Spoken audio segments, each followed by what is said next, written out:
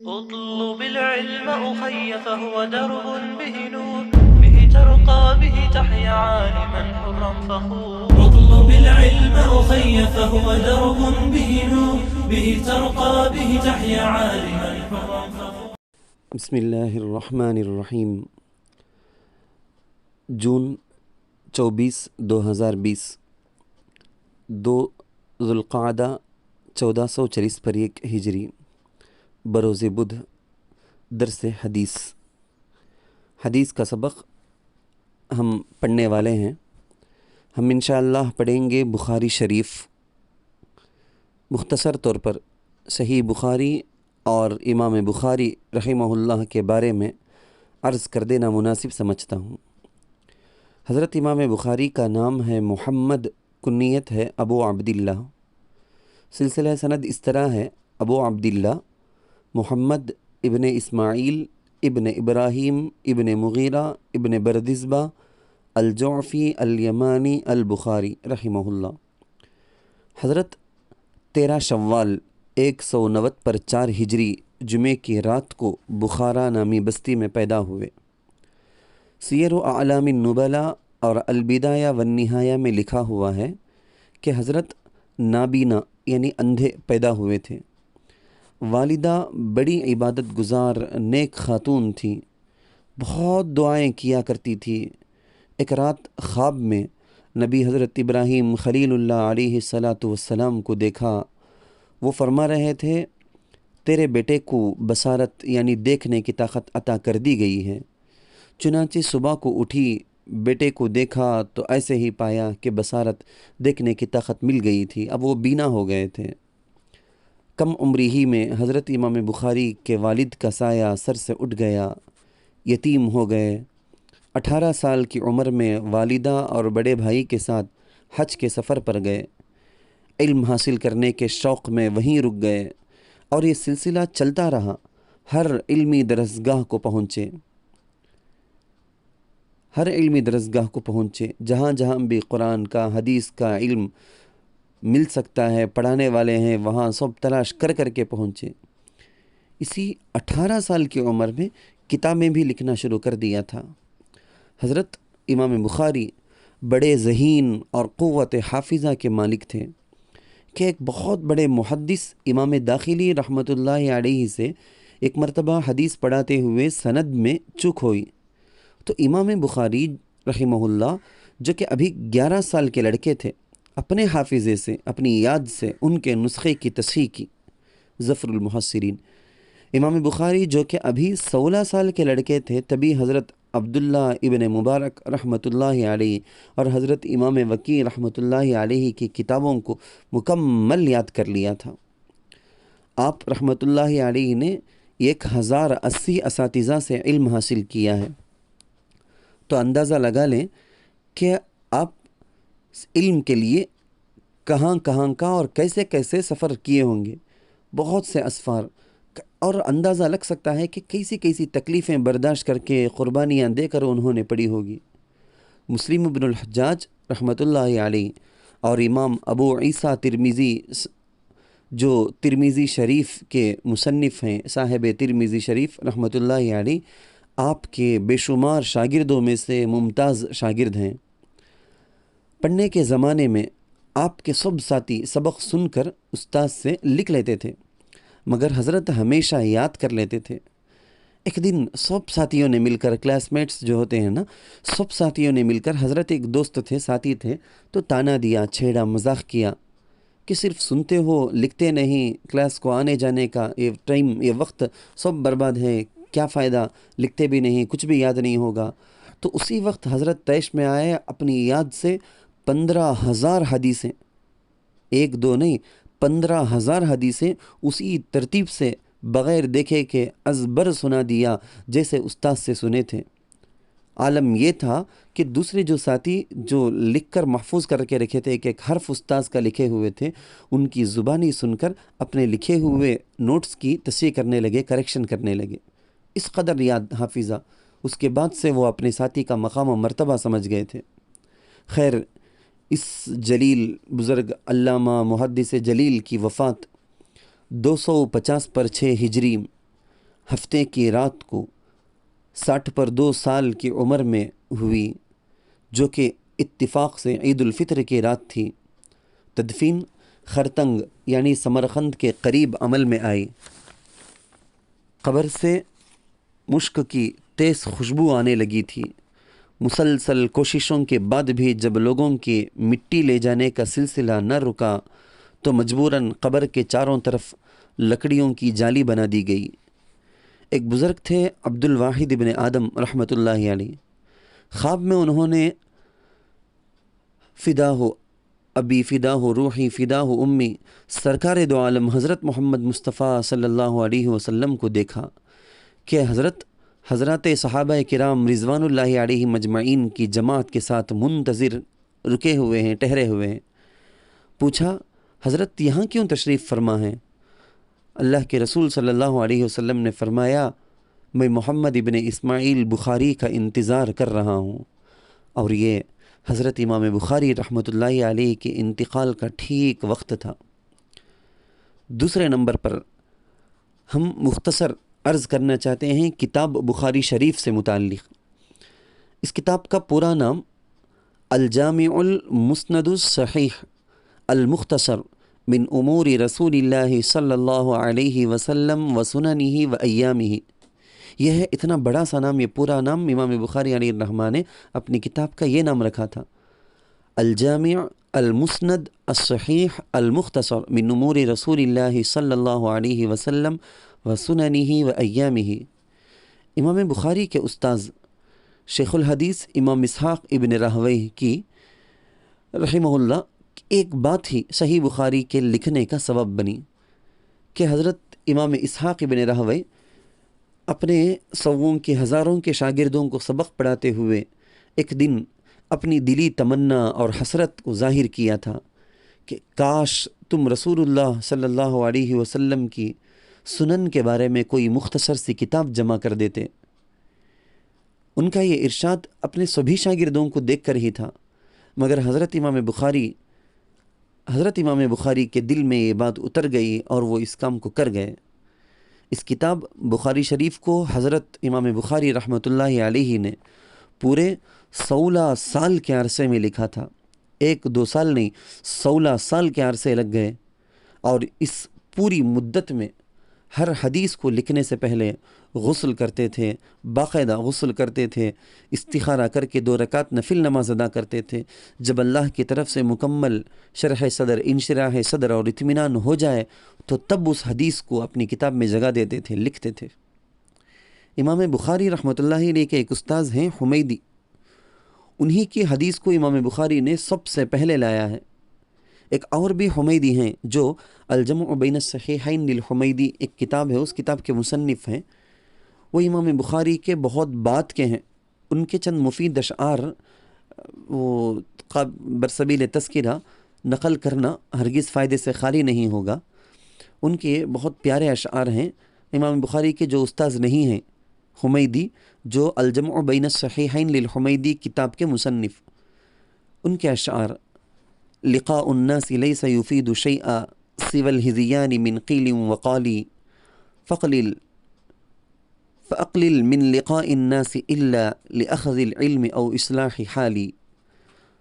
لوگوں کی ملاقات میں سوائے گفت و شنید، چغلی، غیبت کے کوئی فائدہ نہیں۔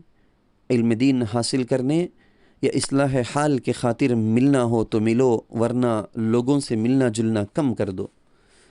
اب ہم بخاری شریف شروع کر رہے ہیں۔ پڑھنے والا، پڑھانے والا میں، پڑھنے والے آپ، ہم سب کے سب کو نیت درست کرنا ضروری ہے، اخلاص کا استحضار ہو۔ ہم کھاتے پیتے ہیں، چلتے پھرتے ہیں، اٹھتے بیٹھتے ہیں، حتیٰ کہ ہم اپنے والدین سے، بیوی بچوں سے، رشتہ داروں سے معمولی کوئی بھی بات کرتے ہیں، ہنسی مذاق کرتے ہیں، یا ہم کھیتی کرتے ہیں، محنت مزدوری کرتے ہیں، دکان فیکٹری وغیرہ میں کام کرتے ہیں، اسکول کالج مدرسے میں پڑھتے ہیں، یہ سب کے سب ہمارے اعمال اگر حسن نیت سے ہوں تو پھر یہ روز مرہ کے کام، روٹین لائف کی روز مرہ کرنے کی جو معمولی کام ہیں، یہ سب کے سب عبادت بن سکتے ہیں۔ شرط یہ ہے کہ نیت درست کر لیں۔ بخاری شریف کی پہلی حدیث باب ہے بابن کیف کان بدء الوحی الی رسول اللہ صلی اللہ علیہ وسلم۔ کتاب بدء الوحی، پہلی حدیث۔ بندے نے بخاری شریف سب سے پہلے تو اپنے مادر علمی مدرسہ مفتاح العلوم میل وشارم میں حضرت شیخ التفسیر والحدیث حضرت مولانا مفتی ریاض احمد صاحب دامت برکاتہم العالیہ عافاہ اللہ من جمیع البلاء والآفات، حضرت سے ان کے اپنے خاص طرز پیارے انداز سے ہم نے بخاری شریف پڑھی ہے۔ اس کا مختصر سا حصہ پڑھا۔ اس کے بعد دارالعلوم دیوبند میں حضرت الاستاذ استاذ الاساتذہ فقیہ النفس حضرت مولانا مفتی سعید احمد صاحب پالن پوری رحمہ اللہ تعالی رحمتا واسعہ برد اللہ مضجعہ، ان کے پاس بخاری شریف پڑھی ہے۔ بسم اللہ الرحمن الرحیم، الحمد للہ رب العالمین، والصلاة والسلام على سید المرسلین وعلى آلہ واصحابہ والأئمة المحدثین، اما بعد فإن أصدق الحديث كتاب الله وأحسن الهدي هدي محمد صلى الله عليه وسلم وخير الأمور أوساطها وشر الأمور محدثاتها وكل محدثة بدعة وكل بدعة ضلالة وكل ضلالة في النار، وبالسند المتصل منا إلى الشيخ الإمام الهمام الحافظ الحجة أمير المؤمنين في الحديث أبي عبد الله محمد بن إسماعيل بن إبراهيم بن مغيرة ابن بردزبة الجعفي اليماني البخاري رحمه الله تعالى، اللهم انفعنا بعلومه آمين۔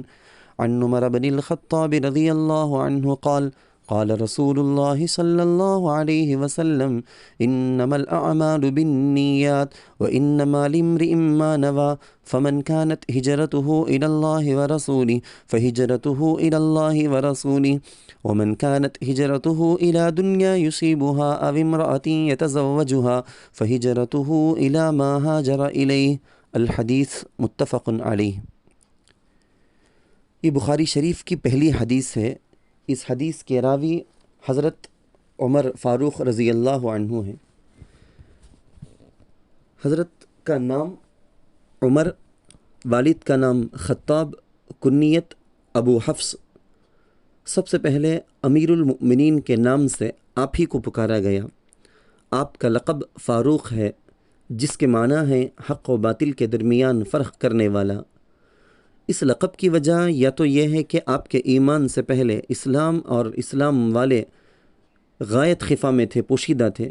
آپ کے بعد ہی اسلام کا بہت ظہور ہوا، کھل کر اسلامی اعمال کو مسلمان کرنے لگے، تو ظاہر ہونا ان کے اسلام کے بعد ہوا، اس لیے ان کا یہ لقب ہے۔ مسلمانوں کی ہمت انہی کے اسلام کے بعد بڑھی۔ دوسرا قول قاضی بیضاوی نے اپنی تفسیر آیت وَيُرِيدُونَ أَن يَتَحَاكَمُوا إِلَى الطَّاغُوتِ کی اس آیت کی تفسیر میں ذکر کیا ہے کہ ایک یہودی اور منافق کے درمیان جھگڑا ہوا۔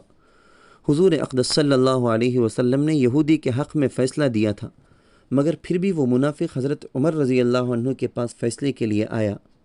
ساری تفصیل سن کر حضرت عمر رضی اللہ عنہ نے اس منافق کی گردن اڑا کر فرمایا کہ جو حضور اقدس صلی اللہ علیہ وسلم کا فیصلہ نہ مانے، اس کا فیصلہ عمر رضی اللہ عنہ کی یہاں یہ ہے۔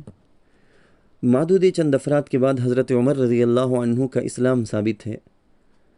کعب بن لؤی پر جا کر ان کا نسب حضور اقدس صلی اللہ علیہ وسلم سے مل جاتا ہے۔ یہ بھی قبیلہ قریش کے ایک وطن کی طرف منسوب ہو کر علوی کہلاتے ہیں۔ ہجرت کے 13ویں سال حضرت ابو بکر رضی اللہ عنہ کی وفات کے بعد آپ کے دست مبارک پر بیعت خلافت کی گئی۔ ان کے مناقب بے شمار ہیں۔ خود حضور اقدس صلی اللہ علیہ وسلم سے حدیث کی کتابوں میں ان کے مناقب میں بہت سی روایات منقول ہیں۔ خلفائے راشدین میں سے دوسرے ہیں۔ 20/3 ہجری میں اخیر ذی الحجہ میں ابو لؤلؤ کے خنجر مارنے سے شہادت عمل میں آئی۔ اس سلسلے میں اختلاف ہے کہ شہادت کا وقت کیا ہے، مگر اس پر علماء نے اتفاق نقل کیا ہے کہ تدفین اس وقت عمل میں آئی جب محرم شروع ہو چکا تھا۔ حضرت عمر رضی اللہ عنہ کے بارے میں حدیثوں میں ہے، رسول اللہ صلی اللہ علیہ وسلم نے فرمایا لو کان نبیا بعدی لکان عمر، اگر میرے بعد کوئی نبی ہوتا تو عمر ہوتے۔ الحق ینطق علی لسان عمر، حدیث میں فرمایا گیا ہے حضرت عمر رضی اللہ عنہ کی زبان پر حق بولتا ہے، اور جس راستے کو عمر جاتے ہیں شیطان اس راستے کو نہیں جاتا۔ یہ احادیث تو بہت مشہور ہیں۔ خیر، حدیث کا ترجمہ یہ ہے، حضرت عمر ابن الخطاب رضی اللہ عنہ سے روایت ہے کہ انہوں نے بیان فرمایا کہ حضرت رسول اللہ صلی اللہ علیہ وسلم نے ارشاد فرمایا کہ اعمال کا دار و مدار نیت پر ہے۔ آدمی کے لیے وہی چیز ہے جس کی اس نے نیت کی، چنانچہ جس شخص نے اللہ تعالیٰ اور اس کے رسول صلی اللہ علیہ وسلم کے لیے ہجرت کی تو اس کی ہجرت اللہ تعالیٰ اور اس کے رسول صلی اللہ علیہ وسلم کے لیے ہی ہوگی، اور جس شخص نے حصول دنیا یا کسی عورت سے شادی کی غرض سے ہجرت کی تو اس کی ہجرت اسی چیز کے لیے ہے جس کا اس نے ارادہ کیا۔ بخاری شریف اور مسلم شریف۔ یہ حدیث بخاری شریف کی پہلی حدیث ہے۔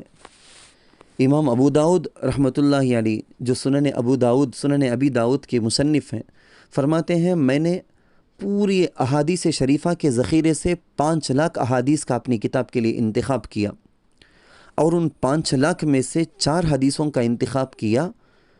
حضرت امام اعظم ابو حنیفہ رحمۃ اللہ علیہ سے بھی اسی طرح کی بات منقول ہے، مگر امام صاحب نے 5 حدیثوں کا انتخاب کیا، یعنی یہ 4 حدیثیں 5 حدیثیں، اس کا مطلب یہ ہے کہ ایسی حدیثیں جو پورے اسلام کا خلاصہ اور نچوڑ پیش کرتی ہیں۔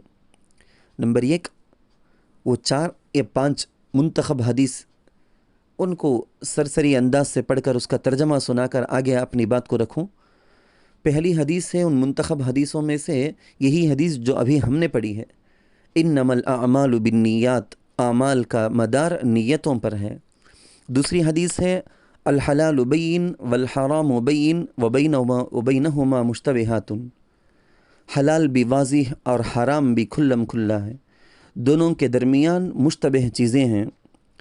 تیسری حدیث ہے لا یؤمن احدکم حتی یحب لاخیہ ما یحب لنفسہ، تم میں سے کوئی مومن نہیں ہو سکتا جب تک کہ وہ اپنے لیے جو پسند ہے وہی اپنے بھائی کے لیے بھی پسند کرے۔ چوتھی حدیث ہے من حسن اسلام المرء ترکہ ما لا یعنیہ، آدمی کے اسلام کا حسن لایعنی چیزوں کو ترک کرنا ہی ہے۔ پانچویں حدیث ہے المسلم من سلم المسلمون من لسانہ ویدہ، مسلمان وہ ہے کہ مسلمان دوسرے مسلمان اس کی زبان اور اس کے ہاتھ سے محفوظ رہیں۔ اس حدیث کو ثلث الاسلام، 1/3 آف اسلام، اسلام کا تہائی حصہ کہا گیا ہے۔ بعضوں نے اس حدیث کو نصف العلم کہا ہے، کیونکہ ہمارے جتنے اعمال ہیں ان عملوں کا تعلق یا تو قلب و دل سے ہے یا قالب اور جسم سے ہے، اس حدیث کا تعلق دل کے اعمال سے ہے۔ اس حدیث کو حدیث انما اور حدیث المنبر بھی کہتے ہیں، کیونکہ اس میں انما کا لفظ آیا ہے، اس لیے اس حدیث کو حدیث انما نام رکھتے ہیں۔ اسی طرح سے حضرت عمر رضی اللہ عنہ نے منبر پر کھڑے ہو کر تمام صحابہ کرام رضوان اللہ علیہ مجمعین کے سامنے اس حدیث کو بیان کیا تھا، اس لیے اس کو حدیث المنبر کہتے، یا ہجرت کے بعد سب سے پہلے منبر پر حضور صلی اللہ علیہ وسلم نے یہی حدیث بیان فرمائی تھی، اس لیے اس کو حدیث المنبر کہتے ہیں۔ اور اس میں چونکہ نیت کا ذکر ہے اس لیے اس کو حدیث النیہ بھی کہتے ہیں۔ سب محدثین اور علماء کرام اس حدیث کی عظمت کے قائل ہیں، حتیٰ کہ سفیان بن عیینہ رحمہ اللہ، امام شافعی رحمۃ اللہ علیہ وغیرہ بزرگوں نے فرمایا ہے کہ یہ حدیث دین کے 70 بابوں سے تعلق رکھتی ہے۔ جو کوئی بھی شخص تصنیف و تالیف کا کتاب لکھنے کا ارادہ رکھتا ہے وہ اسی حدیث سے ابتدا کرے۔ ہمارے تمام بزرگوں کا معمول تھا کہ وہ اسی سے سٹارٹ کرتے تھے، آغاز کرتے تھے۔ اسی لیے امام بخاری رحمۃ اللہ علیہ نے، حتیٰ کہ صاحب مشکات نے بھی اس حدیث سے کتاب کا آغاز کیا ہے، تاکہ حدیث پڑھنے اور سننے والے، پڑھانے والے سب ابتدا ہی سے نیت درست کر لیں، اور یہ سمجھیں۔ ناظرین سے میں درخواست کروں گا، آپ دل میں پوری یکسوئی سے بیٹھ کر اس کو سنتے ہوئے دل میں یہ خیال کریں، یہ سمجھے گویا ہم سب حضور صلی اللہ علیہ وسلم کی طرف ہجرت کر رہے ہیں۔ اللہ کے نبی صلی اللہ علیہ وسلم نے یہ حدیث کب بیان فرمائی تھی؟ اس سے متعلق علماء نے حضرت عبداللہ ابن مسعود رضی اللہ عنہ کی ایک روایت نقل کی ہے۔ حضرت رضی اللہ عنہ نے فرمایا کہ من ہاجر یبتغی شیئا فہو لہ، قال ہاجر رجل لیتزوج امرأة یقال لها ام قیس وکان یسمى مہاجر ام قیس، طبرانی۔ اس کا خلاصہ میں دوسری کتاب سے آپ کو نقل کروں۔ حافظ ابن حجر رحمۃ اللہ علیہ نے نقل کیا ہے کہ ایک شخص نے ایک عورت کو نکاح کا پیغام دیا تھا۔ عورت نے ایک کنڈیشن، یہ شرط لگائی کہ اگر وہ ہجرت کرے گا تو تب نکاح کروں گی ورنہ نہیں، لہٰذا اس شخص نے ہجرت کی۔ فتح الباری میں اس کو نقل کیا گیا ہے۔ بخاری اور مسلم کی ایک حدیث میں ہے کہ حضور صلی اللہ علیہ وسلم نے ایک مرتبہ کہا کہ 70,000 لوگ بغیر حساب و کتاب کے جنت میں جائیں گے۔ حضرت عکاشہ رضی اللہ عنہ کھڑے ہوئے، فرمایا یا رسول اللہ دعا کر دیجئے کہ اللہ مجھے ان میں شامل فرما دے۔ حضور صلی اللہ علیہ وسلم نے فرمایا وَأَنْتَ مِنْهُمْ، اے عکاشہ تمہارا شمار بھی انہی میں سے ہے۔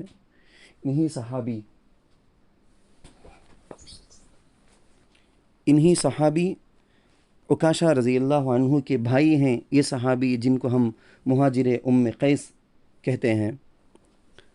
حالانکہ اس صحابی جن کو مہاجر ام قیس کہتے ہیں ان کی نیت اس کے بعد درست ہو گئی تھی، پھر بھی یہ جو ابتدا میں غلط نیت تھی، اگرچہ کہ ہجرت کرتے وقت نیت درست ہو گئی تھی، پھر بھی حضور صلی اللہ علیہ وسلم نے تنبیہ کر دی ہے۔ حدیث کا خلاصہ، اس حدیث کا سبق ہے اخلاص۔ جس چیز میں کھوٹ اور ملاوٹ ہو سکتی ہو اس کو ملاوٹ سے پاک رکھنے کا نام ہے اخلاص۔ دودھ کو ملاوٹ سے بچانا اخلاص اللبن ہے، چنانچہ وہ دودھ جس کو ملاوٹ سے پاک رکھا گیا ہو اس کو کہیں گے اللبن الخالص۔ اسی طرح عمل کو غیر اللہ کے لیے ہونے کے شوائب سے بھی، شبہ سے بھی، دور کے شبہ سے بھی پاک رکھنا ہی اخلاص العمل ہے۔ وہ عمل جو کسی دنیاوی غرض کے لیے نہ ہو، کیونکہ کوئی کام جب ہوتا ہے اس کی غرض 3 میں سے کوئی ایک ہوگی۔ نمبر 1 اخروی غرض، آدمی اس کام کو، اس عمل کو اس لیے کرے تاکہ وہ اللہ کی رضا کو حاصل کرے، جنت کو پالے۔ نمبر 2 دنیاوی غرض، دنیاوی مقصد، لوگوں کے پاس عزت، مقام یا مال حاصل کرنا وغیرہ وغیرہ۔ نمبر 3 دونوں غرض ملے ہوئے ہوں کہ وہ اللہ کے لیے بھی کرنا چاہتا مگر لوگوں سے اس کام کو کر کے فائدہ بھی حاصل کرنا چاہتا۔ اس میں سے صرف پہلی قسم ہی مراد ہے۔ مگر ایک نوٹ کے طور پر ایک بات بولوں، ایک بات بتا کر آگے بڑھوں، ہرگز اس شیطانی جال میں کبھی بھی آپ نہ پڑیں۔ کبھی انسان کے دل میں یہ خیال آتا ہے شیطان کی طرف سے، نفس امارہ کی طرف سے، وہ دل میں یہ ڈالا جاتا ہے کہ ارے تیرے عمل میں تو اخلاص ہی نہیں، تجھے اخلاص سے عمل کرنا آتا ہی نہیں، تو کرتا ہے ہمیشہ دکھلاوے کے لیے، ایسا عمل کرنے سے نہیں کرنا بہتر ہے، عمل کرے بغیر بیٹھ جا، تو عمل کرے گا تو ریاکاری سے دکھلاوے کے لیے کرے گا، اس سے بہتر ہے کہ تو عمل نہ کر۔ یہ خیال شیطان اور نفس امارہ کی طرف سے یہ خیال آتا ہے۔ اگر ہم اخلاص نہ ہونے کی وجہ سے عمل کو بھی کرنا چھوڑ کر بیٹھ جائیں خاموش، تو اس سے تو شیطان کا ڈبل فائدہ ہو گیا، دگنا فائدہ ہو گیا۔ اگر ہم عمل کرتے لیکن اس میں اخلاص نہ ہوتا تو شیطان کو ایک خوشی ملتی کہ دیکھو یہ بندہ اخلاص کے بغیر عمل کر رہا ہے، شیطان کو سنگل خوشی ہوتی۔ لیکن جب میں عمل بھی نہ کروں تو نہ عمل رہا نہ اخلاص، تو اب شیطان کو دگنی خوشی ہوگی۔ ہر کام کے شروع میں اتنا خیال کرو کہ اللہ کو راضی کرنا چاہتا ہوں، یہ اخلاص کا بہت آسان درجہ ہے، بہت آسان درجہ ہے، بلکہ یہ درجہ تو اختیاری بھی ہے۔ اب حدیث کے ہر لفظ کی جدا جدا وضاحت کرنا، حدیث کا مطلب اور اس سلسلے میں آنے والے واقعات کی روشنی میں ہم کو کلام کرنا ہے۔ انشاءاللہ اگلے سبق کے اندر ہم اس حدیث کی جو ما بقیہ گفتگو ہے اس پر تفصیل سے روشنی ڈالیں گے، اس کو مفصل سنیں گے۔ اللہ کرے کہ سننے اور کہنے سے زیادہ اس پر عمل کرنے کی توفیق نصیب فرمائے۔ وآخر دعوانا ان الحمد للہ رب العالمین۔